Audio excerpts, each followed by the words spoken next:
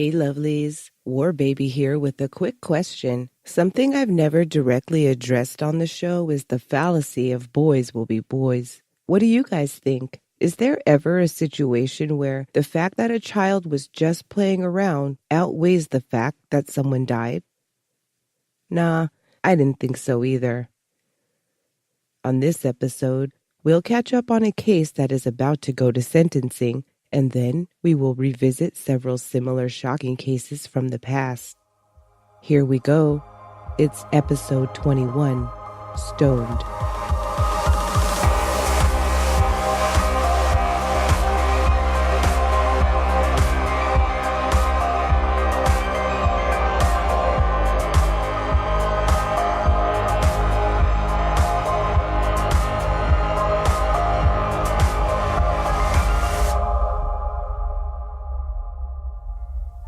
It seemed like any other Wednesday night for two friends and co-workers carpooling home from their construction project outside Flint, Michigan. Steve Amthor and Kenny White, a 32-year-old father of four, had about 10 minutes left to go of their 2-hour commute when tragedy met them on the highway. Jim Schultz of Ann Arbor was traveling at 70 miles per hour down I-75 just ahead of them, approaching the Dodge Road overpass, minding his own business when he saw an object come over the north side of the bridge. It landed to the left of his Mazda 3. As he traveled under the bridge, he observed a second object, this time thrown over the south side. It struck the side of his vehicle and bounced off. He ran it over and dragged it as he exited the interstate at Mount Morris Road and called 911. He met the responding officer at a nearby gas station where they noted the 10-inch by 10-inch rock just under the size of a basketball that had caused fluids to spill out beneath his car. The Genesee County Sheriff's Office responded at 8:32 p.m. The call had come in for an unknown accident, but what they found was a purposeful nightmare. Once officers inspected the Mazda, they headed to the southbound lanes of I-75 to investigate. All of the local overpasses, plus one in Saginaw, had had reports over the previous month alone of debris being hurled purposely into traffic. Steve and Kenny's white work van sped toward the Dodge Road overpass just behind where Jim's Mazda had exited. Steve would later say that he saw the 6-pound rock come over the overpass and crash through his windshield on the passenger side, Kenny's side. He immediately tried to pull over, but he realized that there was already a line of 4 cars with varying degrees of damage he would need to pass first. Kenny's injuries were catastrophic. I'm numb. I'm pissed. I don't know how to cope with it. I don't know if I can ever cope with it. It's something you never want to go through. I knew his father. His father's my best friend, and he used to work with me. I brought his boy on to do some work for me, and he was a good kid. Good kid. He's my work partner. He's someone I talk to every day, and even days we didn't work, I still talk to him, and I'm going to miss him. I miss him. His daddy asked me to, put him to work. He moved up here from the Carolinas and asked me to put him to work, and sometimes now I wish I would have told his dad no. I didn't have any spot for him, or I sometimes blame myself. I don't know what to think about all this. One minute you're driving home from a day's work and talking about the Yankees, Astros, and next thing you know, you're trying to keep your work partner from bleeding out. Just behind them, India Reeves saw debris, but had to drive right into it as there were cars on either side of her. She hit a rock and blew out a tire, and as she too tried to pull over, she saw the white van and the frantic attempt begin to save Kenny White's life. The rock, measuring roughly 8 inches by 5 inches, careened straight through the windshield and into 32-year-old Kenny White's head and chest. Genesee County Prosecutor David Layton would later list his devastating injuries as including a facial fracture, skull fracture, brain trauma, a broken collarbone, broken ribs, and lacerations to head, face, and neck. Frantically, Steve attempted to stop his friend's bleeding until he could be transported to Hurley Medical Center, where he died from his injuries. The following day, billboards were placed along stretches of I-75, along with Interstate 675. Crime Stoppers of Flint hoped that the billboards, along with a $2,500 reward, would bring an arrest. The day after that, Michigan Department of Transportation closed the southbound lanes of I-75 for 1 hour to fully investigate the accident and search for debris. At least 20 rocks were found around the area below the bridge. Just 2 days before Kenny White's death, police had investigated reports of a blue pickup truck parking on a different overpass nearby, with the occupant exiting to push a red recliner over into traffic. No cars were damaged, there were no injuries, and police found the chair on the side of the road. It wasn't long before the stress of the billboards going up, plus the police canvassing the area investigating the highway, that led one teenage boy to turn himself in as a participant in the crime. Social media tips also helped police determine who in the community should be questioned further. The Tuesday following Kenny White's senseless death, 5 teen boys from the city of Clio, Michigan were formally charged with second-degree murder, conspiracy to commit murder, and 8 combined misdemeanor and felony charges of malicious destruction of property. They faced life in prison, and the judge set no bond. Alexander Miller and Trevor Gray were 15 years old. Mikaydyn Payne and Mark Sekelsky were 16, and Kyle Anger was 17, and a recent graduate of Clio High School where the other boys were still students. A 16-year-old girl was allegedly with the boys, however she was released with only her phone being taken into evidence. All hailed from Clio, Michigan, population 2,500. One of the boys loved being a rural kid driving a tractor when it was time for the tractor show. A few were student athletes running track or playing football, and one was girl crazy. Kyle Anger had recently graduated. His defense attorney, Ed Farrell, said that Kyle had both ADHD and bipolar disorder. His parents had run for positions on the Clio area school board with no success. Mark Sekelsky's parents also ran, and his mother became the board's treasurer. Sekelsky's defense attorney, Frank Manley, stated that his client was unable to talk with his attorneys in any meaningful manner regarding his case.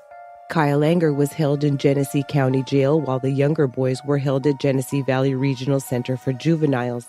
According to Undersheriff Swanson, these boys had a history of similar offenses documented by Saginaw County 911 records. The boys were allegedly playing a game called dinging, dropping objects from overpasses to hear the dinging sounds each made against cars. Authorities called it a long-running game. They also recovered a tire and an engine piston from the road debris. There had recently been a shopping cart removed, in addition to the recliner thrown from the blue pickup, 2 days before Kenny's death. Turned out, Kyle Anger drove a blue pickup too, which all of the teens piled into for a trip to McDonald's when they were done throwing shit into traffic. According to Sheriff Robert Packel, there's a continuing behavior. These aren't pranks. They're deliberate, intentional actions that could knowingly hurt people. Kyle Anger, Mark Sekelsky, and Trevor Gray underwent psychological evaluations to determine if they were competent to aid in their defenses, and all were ruled competent to stand trial. On July 16, 2018, Mark Sekelsky, 17, Mikaydyn Payne and Alexander Miller, both 16, and Trevor Gray, still just 15, agreed to plea deals in exchange for their testimony against Kyle Anger, purported to have thrown the rock that killed Kenneth White. The victim's family was not at all pleased, fearing that the reduction in charges would result in punishment that they knew wouldn't be strict enough for their standards. The second-degree murder charge was reduced to manslaughter, and the other 10 charges were dropped.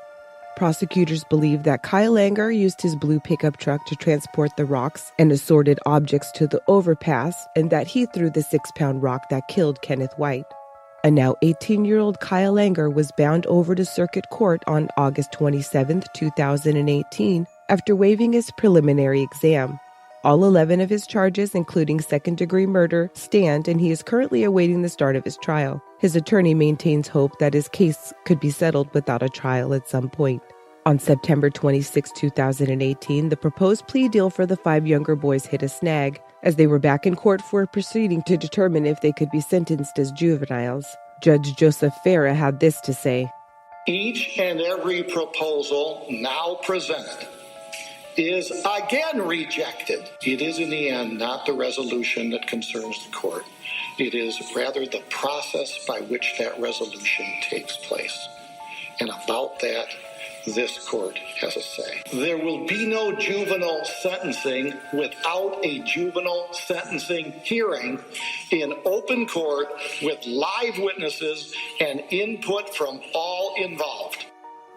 A month later, on October 26, 2018, Kyle Anger officially entered a guilty plea to second-degree murder.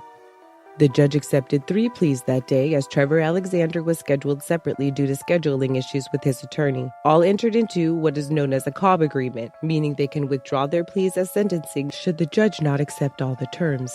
Kyle requested to be sentenced under the guidelines of manslaughter, 12.5 to 15 years in prison.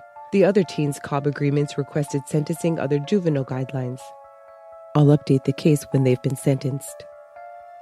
Now, Kenny White's death by a haphazardly chucked rock on I-75 was, surprisingly or not the first time a motorist died along that highway in that manner. March 28, 1999 was just like any other day for 16-year-old Noe Ramirez and his friends in Bradenton, Florida, outside of Tampa. Noe, his 16-year-old friend Jesus Dominguez, and their 18-year-old friends Juan Cardenas and Antonio Hernandez Jr. were bored. According to Juan, out of nowhere, the teens decided to gather rocks, drive to some overpasses, and throw them over into traffic. It wasn't long until one of these rocks thrown out of boredom found a target. A 20 to 30-pound football-sized boulder crashed through the windshield of a 1995 Honda Civic, being driven by 32-year-old Julie Catherine Laible, an associate professor of educational leadership and policy at the University of Alabama in Tuscaloosa. Her passenger, 30-year-old graduate student Tara Sue Wells, was miraculously able to gain control of the car and steer it to safety. Julie Laible had been fatally struck in the head. The 4 teens heard the crash of the rock, cruelly ending Julie's life prematurely, but they didn't necessarily realize the extent of the calamity below. Amidst the life-altering chaos brought about by their hand, they continued on to the Ellington-Gillette overpass, picked up where they left off at the Erie Road Bridge. A witness would describe seeing 2 men running to a parked vehicle just after the crash. The boys, yet to find themselves satisfied, visited 2 additional overpasses into the early morning hours of Sunday. An additional 8 vehicles were reportedly damaged, although no further injuries were reported. With few leads, police had some luck and received a tip, reporting a conversation someone overheard. Jesus Dominguez had been telling people that he had been involved in Julie's death. He was arrested as a result, and investigators continued to search for additional subjects. It was allegedly Jesus that was driving the truck, chauffeuring the other 3 teens around that night to wreak havoc. He was charged with 1-count principal to second-degree murder, and about a month after the crime, on April 29, 1999, Circuit Court Judge Peter Dubensky reduced his bond from $100,000 to $25,000 so that his family could bail him out, a special agreement. Such a thoughtful gesture on behalf of the judge was returned by Jesus skipping out on that bond, leaving his family on the hook financially. The 16-year-old had hung around the house for 16 months before he bailed. On the night before he was scheduled to plead guilty to second-degree murder, Jesus disabled his ankle monitoring device and evaded capture for a whole year. Bradenton, Florida detectives received another tip that he was hiding out in Matamoros, Mexico, and that he would be visiting the Brownsville, Texas area. He was picked up during a traffic stop. He ultimately pleaded no contest to second-degree murder on November 21, 2001 at the age of 19. Jesus admitted to driving the truck that was used in the commission of the crime that killed Julie Laible and received a sentence of 21 years. Former Florida Highway Patrol Trooper Ron Getman stated in 2009 that the reward paid out for the tips in this case were the only ones he had ever made good on up to that point in his career. Noe Ramirez, the other 16-year-old boy in the group, was found guilty of culpable negligence on July 22, 1999, for being present when the crime occurred. He was found guilty specifically of tossing rocks about the size of ice cubes into traffic that night prior to Julie's death. He was charged as a juvenile and served 6 months house arrest. The 4th teen, 18-year-old Antonio Hernandez Jr., was in the truck that night and was standing next to Juan Cardenas when he threw the fateful rock. In exchange for his testimony against Juan, he was given immunity from prosecution by the state. As for Juan Cardenas, who had turned 18 just 2 months before throwing the almost 30-pound rock that killed Julie, he was arrested and held without bail, charged with second-degree murder. On May 26, 2000, the then 19-year-old was sentenced to life without parole. As Julie Laible's teen killers cases were wending their way through the criminal justice system in Florida, another astonishingly similar case was unfolding overseas. In Darmstadt, Germany, another 4 bored teens left the bowling alley located in their American military housing complex. For the past month and a half, they had been meeting regularly to toss objects over a nearby footbridge onto the B3 motorway, one of the longest federal roadways in Germany. They scaled the 8-foot plastic barrier wall, throwing stones that they gathered and brought with them right at cars. They'd also brought a snow shovel. They weren't satisfied or achieving their desired results, so the kids looked for larger rocks to aid in